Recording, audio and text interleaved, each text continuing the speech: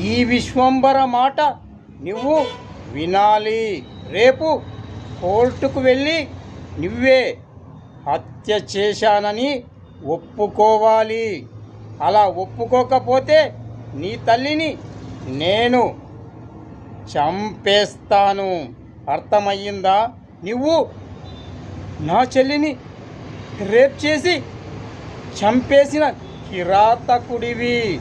అందుకే నువ్వు నీయంత వెళ్ళి కోర్టులో హత్య చేశానని ఒప్పుకోవాలి జడ్జి గారి ముందు. జడ్జి గారు నీకు ఉరిశిక్ష విధించేస్తాడు.